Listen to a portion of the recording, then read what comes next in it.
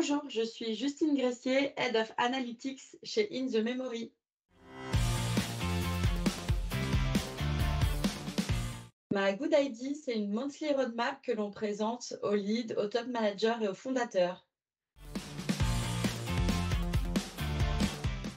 Donc chez In The Memory, notre métier, c'est de proposer aux distributeurs de la grande distribution des différents modules qui peuvent les aider à régler leurs problématiques. Par exemple, des problématiques d'assortiment ou de gestion de la promotion pour estimer un CA additionnel, par exemple. Et donc la data est vraiment au cœur du réacteur chez Memory, puisque elle est indispensable au bon fonctionnement de Memory. En revanche, l'idée de Memory n'est pas de se mettre en compétition avec les équipes data internes des clients, mais plutôt de les soulager sur des problématiques qu'ils ne maîtrisent pas forcément ou qui peuvent être complexes à traiter pour leur permettre de, eux, avoir leur valeur ajoutée au sein du distributeur. Pour cela, l'équipe, elle est découpée en 2 teams. On a une première équipe qui est composée de machine learning et de data engineer. Ils sont 5. On a une autre équipe qui est, elle, composée de data scientist/data analyst et nous sommes 15 dans cette équipe. Donc l'idée, c'est vraiment de faire un peu évoluer la façon de travailler avec les fondateurs.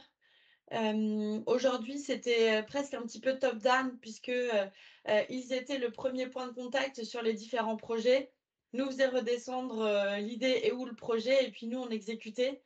Là, l'ambition de ce monthly roadmap, c'est vraiment de permettre aux fondateurs, d'avoir plus de visibilité sur les sujets en cours, ce qui marche bien, les potentiels points bloquants, et ça nous permet aussi à nous de mieux rebondir d'anticiper les potentielles frictions qu'il pourrait y avoir. Mais ça ne donne pas de la visibilité qu'aux fondateurs, puisque ça donne aussi de la visibilité aux product owners et aux leads qui assistent à ce point roadmap et qui donc comprennent un petit peu mieux les ambitions des fondateurs. Et ils peuvent aussi à ce moment-là être force de proposition sur les différents projets sur lesquels on travaille. Et pour moi, l'opportunité de ce point, c'est également de faire passer des messages si besoin. Typiquement, si on voit qu'il y a des équipes qui sont en phase de rush depuis un petit peu trop longtemps et qui donc peuvent être à risque, c'est l'occasion d'en parler aussi à ce moment-là. Donc nous, la façon dont on s'organise, ça va être, un point mensuel qui va durer 30 minutes. Et ce point, on l'a avec chacune des squads, et ça peut être sur place ou à distance, peu importe. Donc les sujets qu'on va aborder, on va déjà regarder un petit peu la roadmap, au global. On va surtout aborder les projets P0 qui sont, les priorités du moment. On va, par rapport à ces sujets, soit lever les alertes, soit parler des points bloquants sur les sujets en cours, soit refaire un peu le point sur, les sujets qui devraient être démarrés, qui ne le sont pas, pourquoi et cetera. Bien sûr, on n'attend pas ce point-là pour en parler, mais c'est aussi l'occasion de rappeler comment les sujets avancent, pourquoi ça bloque et cetera. Mais c'est aussi l'occasion d'aborder un petit peu tous les sujets à venir, de leur demander de demander aux fondateurs de prioriser, de nous dire: «Voilà, quelle est la vision sur les prochaines semaines/prochains mois? Quels sont les sujets qui pour vous ont le plus d'importance? Et comment on répartit ça dans les prochaines semaines?» Donc ça donne vraiment une vision court terme, moyen terme et aux fondateurs sur ce qui se passe côté équipe et aux équipes sur la vision des fondateurs. Au début, on avait, un peu mélangé tous les sujets. Il y avait des sujets P0, P1, P2. On les avait même pas, identifiés en tant que P0, P1, P2 et on s'est rendu compte que c'était vite compliqué puisque, il y avait énormément de projets et que, ça devenait un peu surchargé et qu'on perdait en efficacité. Pour cette raison, on a décidé de prioriser, avec le P0 égale impact client réel, P1 égale impact memory et P2 égale plus ou bonus entre guillemets. Et grâce à ces prios, c'est, déjà beaucoup plus facile et les réunions sont beaucoup plus efficaces. Alors en termes d'impact, déjà, il y a vraiment la visibilité qu'on donne aux fondateurs sur, ce qui se passe au sein des équipes.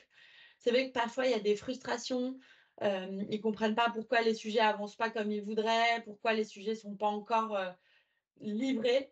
Ça permet vraiment de mettre en lumière les pourquoi et de minimiser cette frustration qu'il peut y avoir. Ça donne aussi une meilleure compréhension, à tout le monde sur, où est-ce que les fondateurs veulent aller, quelle est la direction qu'on veut prendre.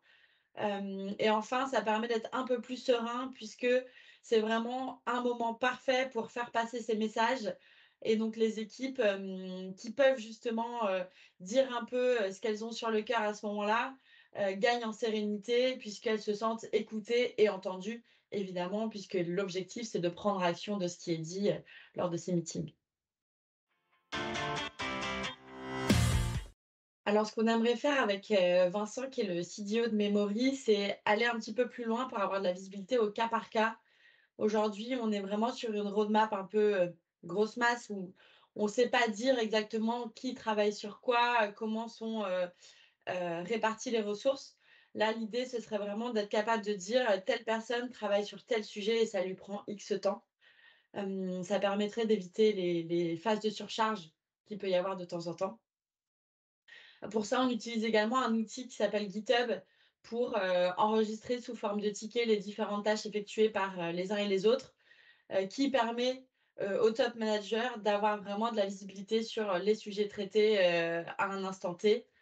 Et enfin, on est également en train de mettre en place un plan de charge qui vraiment, allie les ressources à un projet et qui permet d'estimer le nombre de ressources utilisées versus le nombre de ressources disponibles et de faire vraiment état de ce qu'il en est par rapport aux ressources et à l'utilisation de ces ressources. Alors, si vous souhaitez en savoir un petit peu plus, n'hésitez pas à me contacter sur LinkedIn. À bientôt!